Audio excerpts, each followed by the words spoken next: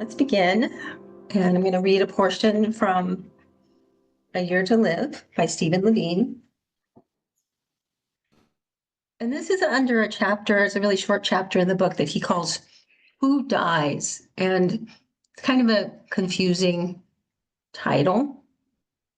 And what he is, of course, getting at is what is in us, in the world, in the universe that can die?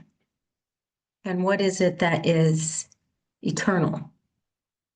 And those are the sort of things that we have to deeply contemplate because it's not necessarily obvious. If we say who dies, then the short answer is all of us and everything.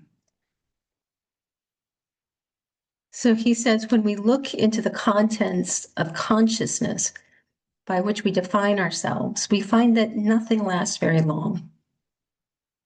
There's no thought we have ever had that did not have a beginning, middle, and an end. Everything in consciousness is constantly dying and being reborn. One thought dissolves into another, one feeling evolves into the next. There seems nothing permanent, nothing that is not already dying. And we wonder, in the midst of such impermanence, is there anything real enough to survive death? Is there anything real enough to survive death? Life only lasts a moment. Then another moment arises and dissolves into the flow. We live our life from instant to instant, never knowing what the next unfolding will bring.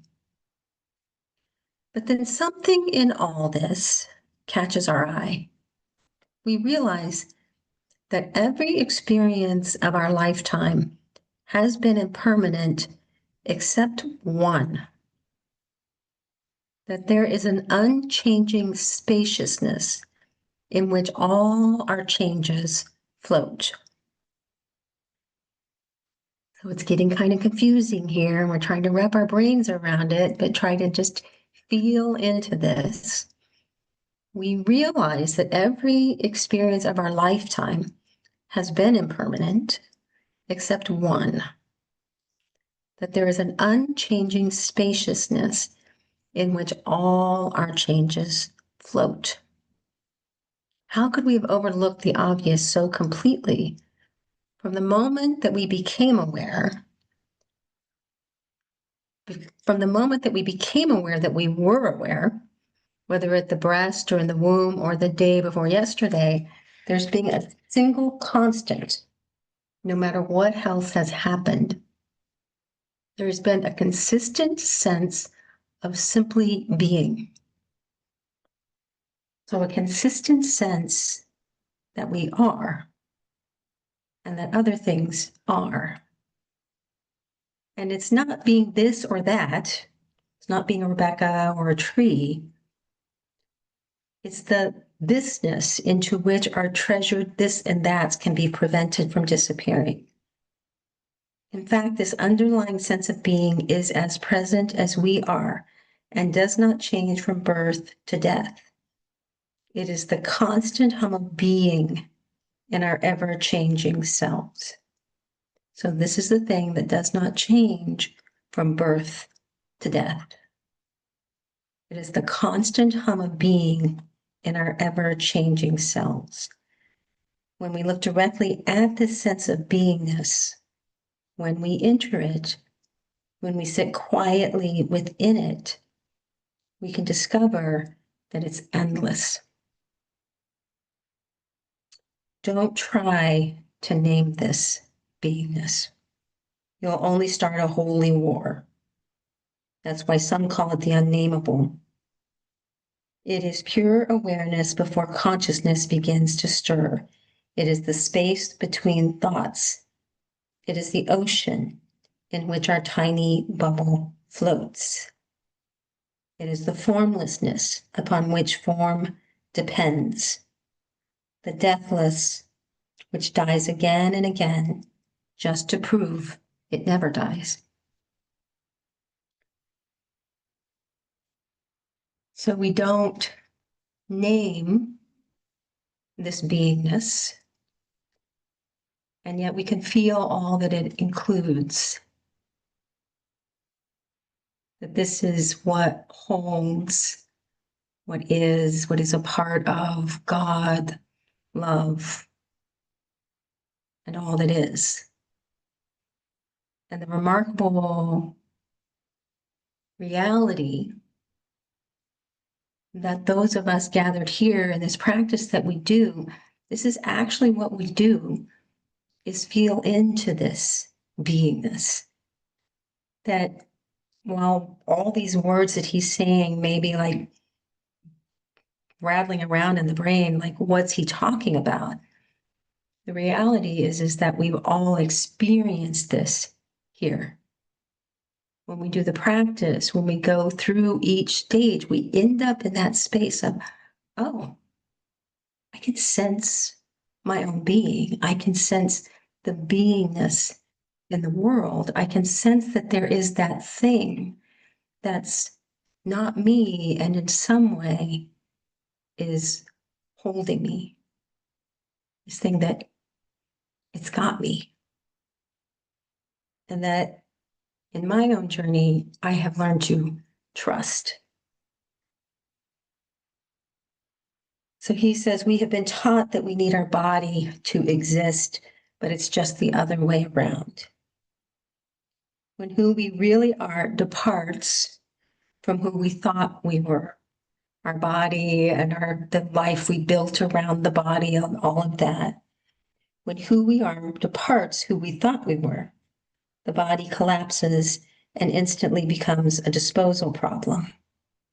It is the ultimate in natural conservation in which the container, our body, is discarded, but the contents, our beingness, is constantly recycled.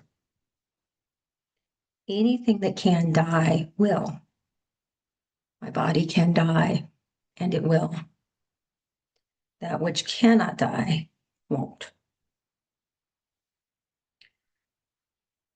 So what has become more and more clear to me as I ponder life and death is that this beingness is a continuum.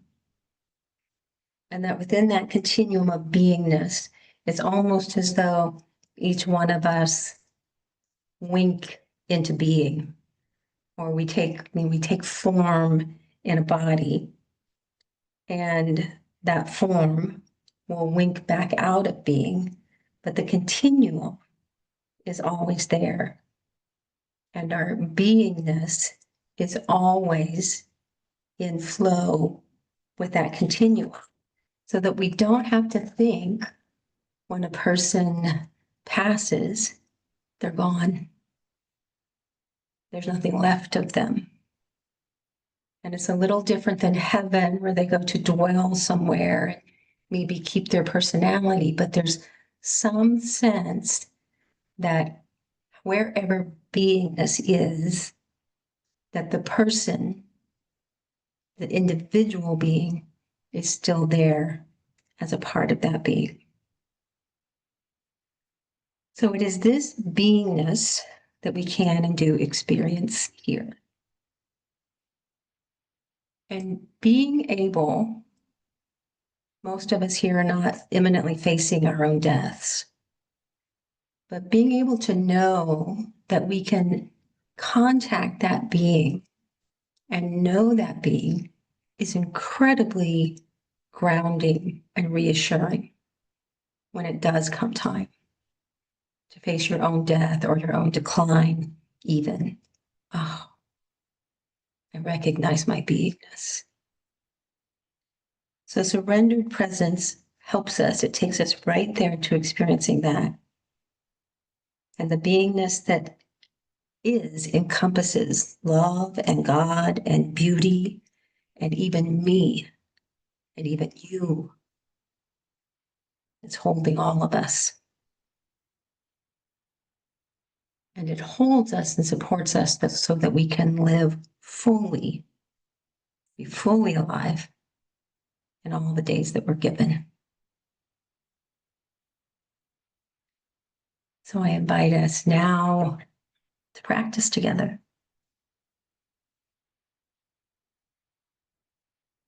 And we begin, we've been speaking of beingness. And one of the aspects of beingness is love.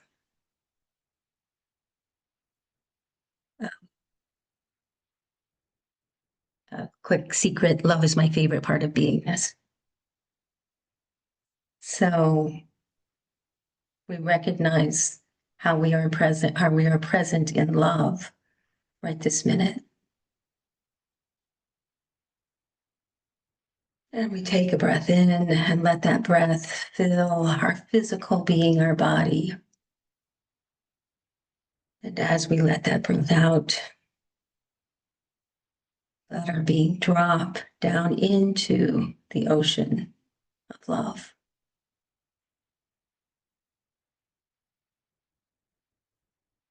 And taking another breath in, as we release that breath, we let our body, the sense of our body, dissolve. And we imagine becoming absolutely one with the ocean that is love. That everything that makes up our being is love. At one with all being that is love.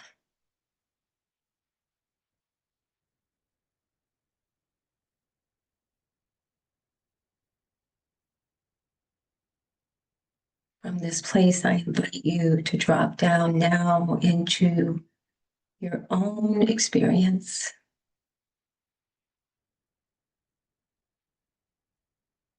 And to notice and then to name to yourself anything at all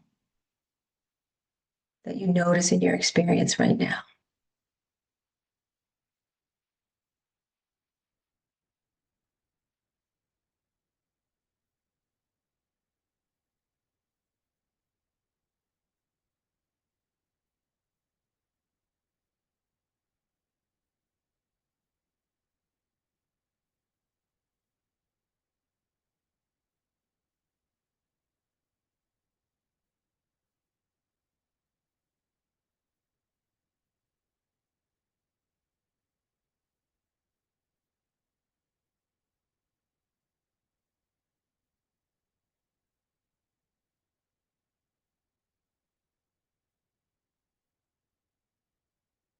Each time you can notice and name an experience, it means you're here now, having that experience. It means you're coming into presence.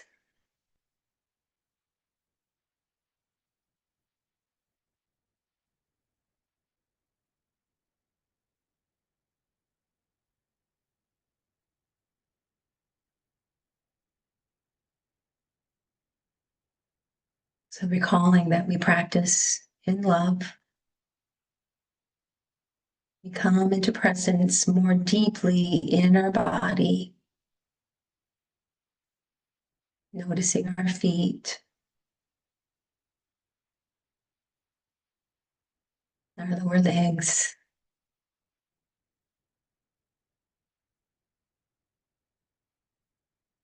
upper legs,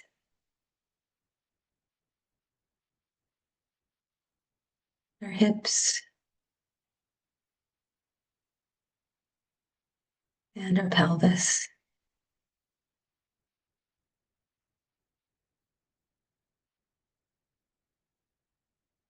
We notice our belly, all the organs of the belly.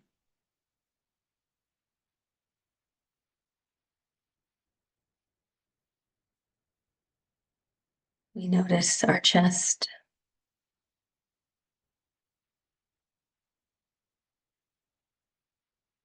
and our beating heart.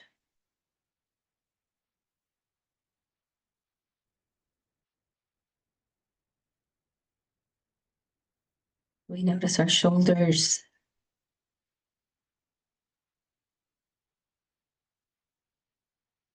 our arms,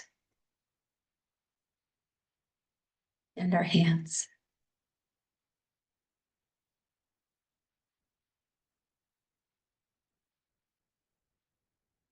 And we notice our belly, beginning down at the tailbone and following the spine. Noticing all the muscles, the rib cage, the scapula. Noticing our neck, our scalp, and our face.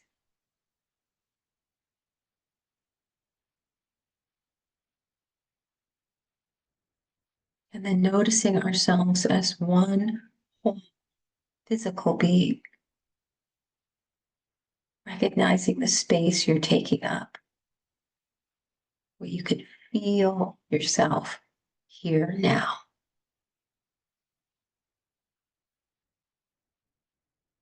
This is your physical presence.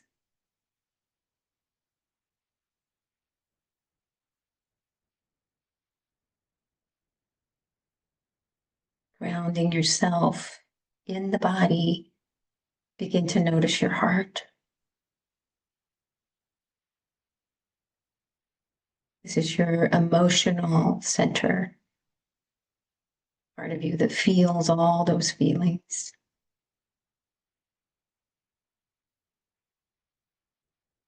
Just noticing what your heart is like.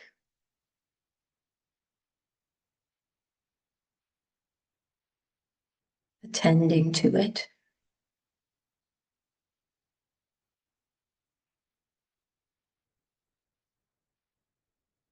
Noticing the part of you that is spirit.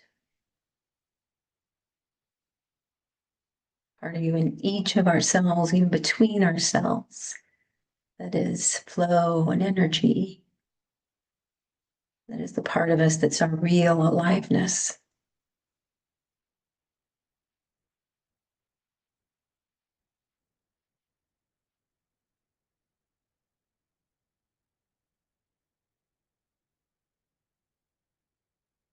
And then noticing your mind.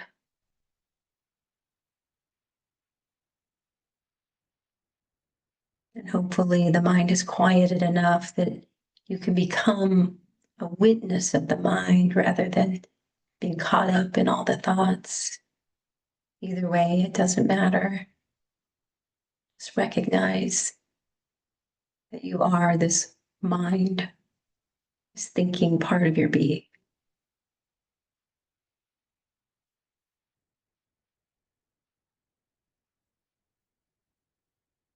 And then experiencing yourself as one whole being, all at one time, feeling body, heart, spirit, mind, here now.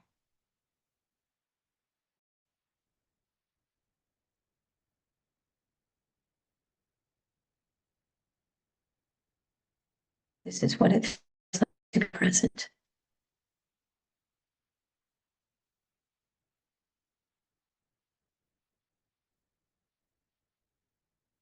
So remaining rooted in your own presence, become aware of the space that's around you.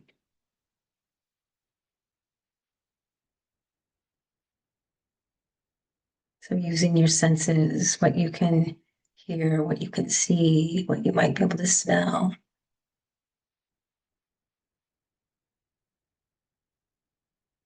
And then just let your awareness extend past the room that you're in.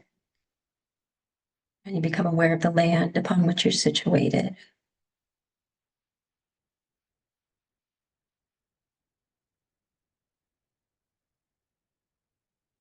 You become aware of all the other people and creatures you share the land with. And you just allow your awareness to extend outward until it can include all being.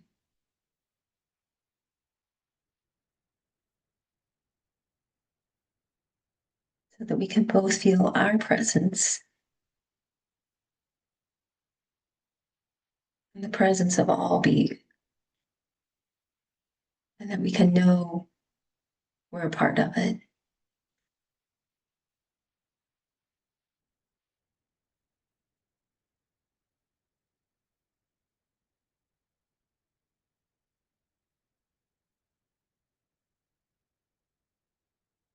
And then we become aware of the way the earth is drawing us and all things upon the earth into itself. We actually see if we can sense that tug on our bodiness or on our body and feel that heaviness.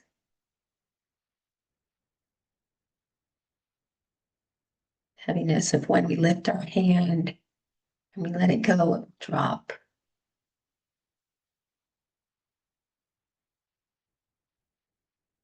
We fall deeply into that sensing of being held by the earth.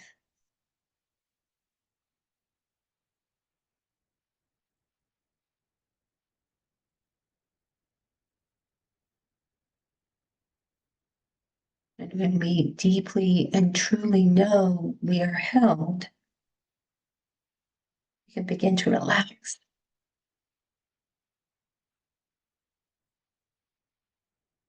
We can let the muscles go.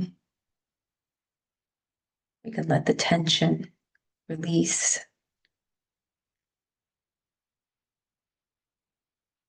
We can recognize we do not have to hold ourselves.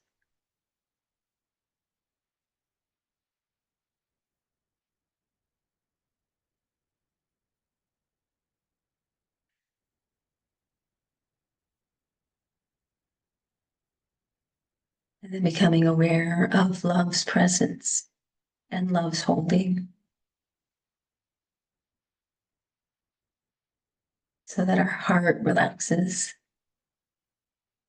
Our spirit might leap or move with more energy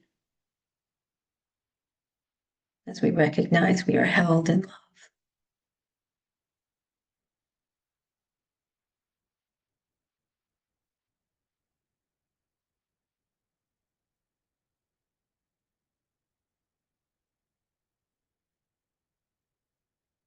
So from our place of presence and holding, allowing yourself to remain very relaxed, noticing the way your breath naturally flows in and back out again.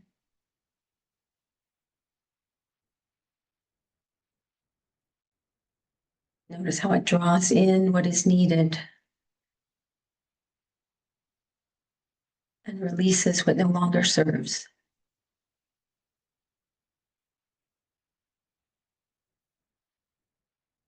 Simply be open and curious as you watch that natural rhythm of your being.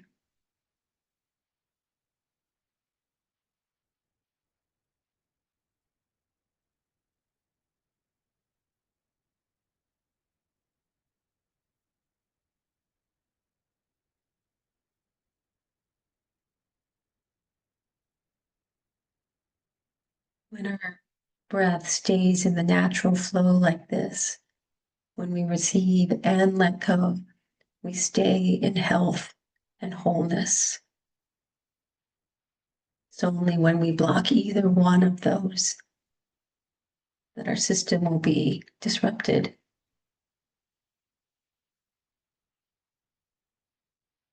So we let things flow in, and then we allow them to leave.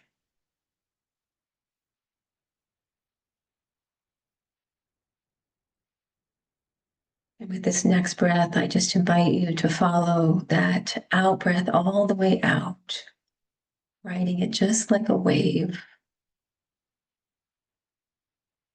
When it comes to the end of the breath, imagining that it drops you down into a space, complete surrender, a complete letting go.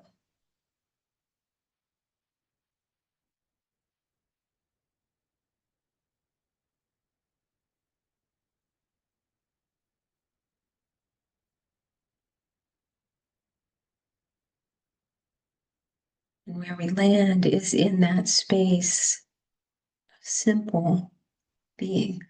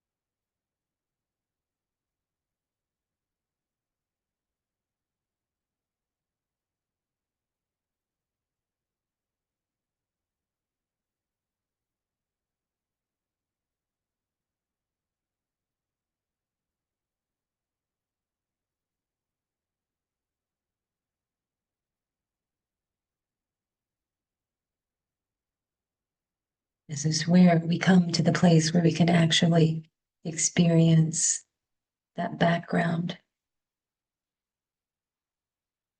the background of beingness. And as we stay there, as we experience it deeply, we can feel its love, its goodness, its holding.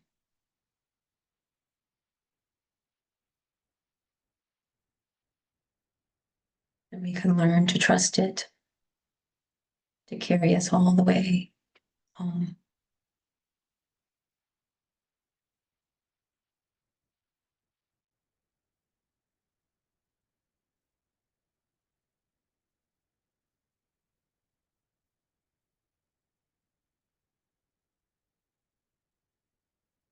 Thank you so much for practicing with me and supporting my own practice.